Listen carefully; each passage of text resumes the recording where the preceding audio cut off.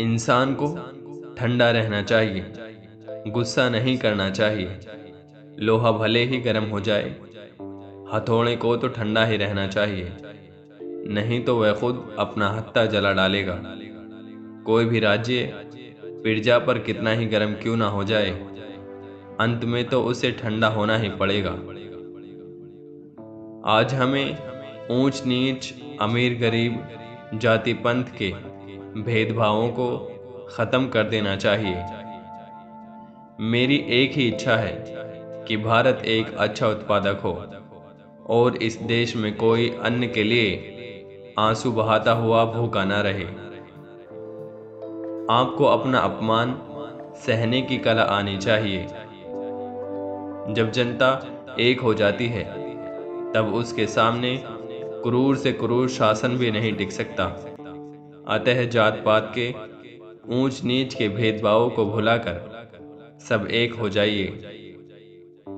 सेवा धर्म बहुत ही कठिन है। यह तो कठिन कांटों की सेज पर सोने जैसा है। अक्सर मैं ऐसे बच्चे जो मुझे अपना साथ दे सकते हैं के साथ हंसी मजाक करता हूँ। जब तक एक इंसान अपने अंदर के बच्चे को बचाए रख सकता है, तभी तक उसका जीवन उस अंधकारमय छाया से दूर रह सकता है जो इंसान के माथे पर चिंता की रेखाएं छोड़ जाती है। अगर आपके पास शक्ति की कमी है, तो विश्वास किसी काम का नहीं, क्योंकि महान उद्देश्यों की पूर्ति के लिए शक्ति और विश्वास दोनों का होना जरूरी है। इस देश की मिट्टी में कुछ अलग ही बात है, जो इतनी कठिनाइयों के बावजूद हमेशा महान आत्माओं की भूमि रही है। अगर हमारी करोड़ों की दौलत भी चली जाए या फिर हमारा पूरा जीवन बलिदान हो जाए, तो भी हमें ईश्वर में विश्वास और उसके सत्य पर विश्वास रखकर प्रसन्न रहना चाहिए। अविश्वास भय का प्रमुख कारण होता है।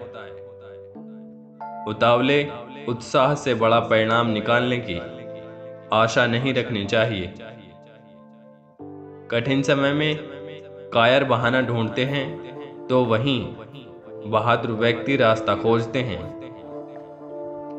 कठोर से कठोर हृदय को भी प्रेम से वश में किया जा सकता है। प्रेम तो प्रेम है। माता को अपना काना कुबड़ा बच्चा भी सुंदर लगता है और वह उससे असीम प्रेम करती है। कर्तव्यनिष्ठ पुरुष कभी निराश नहीं होता। अतः जब तक जीवित रहें और कर्तव्य करते रहें, तो इसमें पूरा आनंद मिलेगा। गरीबों की सेवा ही ईश्वर की सेवा है। जो तलवार चलाना जानते हुए भी अपनी तलवार को म्यान में रखता है, उसी को सच्ची अहिंसा कहते हैं। जो मनुष्य सम्मान प्राप्त करने योग्य होता है, वह हर जगह सम्मान प्राप्त कर लेता है, पर अपने जन्म स्थान पर उसके लिए सम्मान प्राप्त करना कठिन ही है।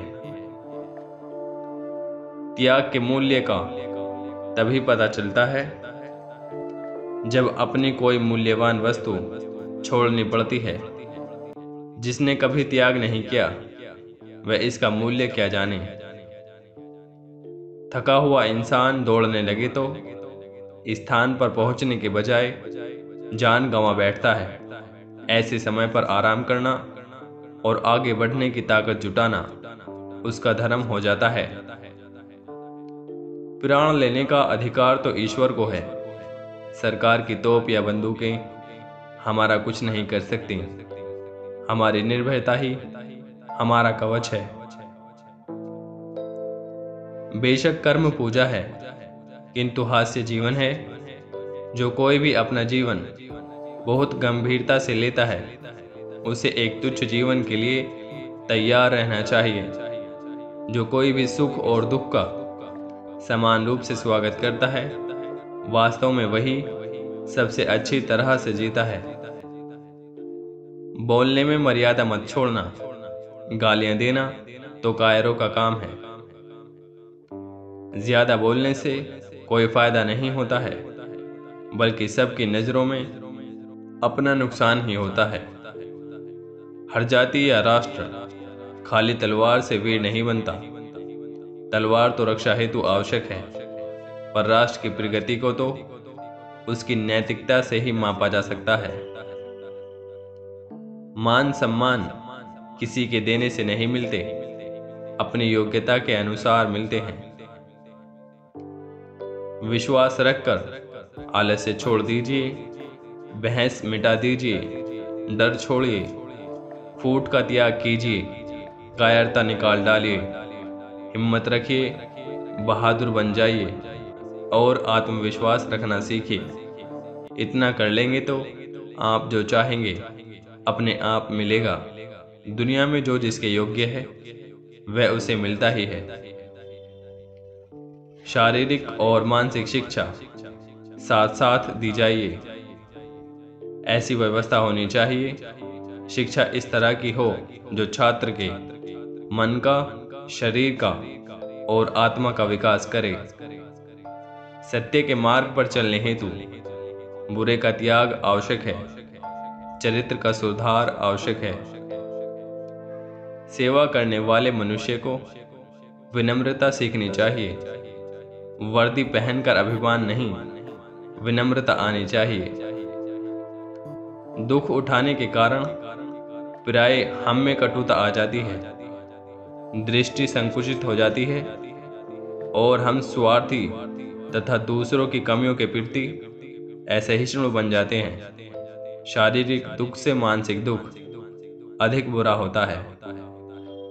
जीवन में जितना दुख भोगना लिखा है उसे तो भोगना ही पड़ेगा, तो फिर व्यर्थ में चिंता क्यों करना। संस्कृति समझबूझकर शांति पर रची गई है। यदि मरना होगा तो वे अपने पापों से मरेंगे। जो काम प्रेम व शांति से होता है वह बैर भाव से नहीं होता। एकता के बिना जनशक्ति शक्ति नहीं है, जब तक उसे ठीक तरह से सामंजस्य में ना लाया जाए और एकजुट ना किया जाए।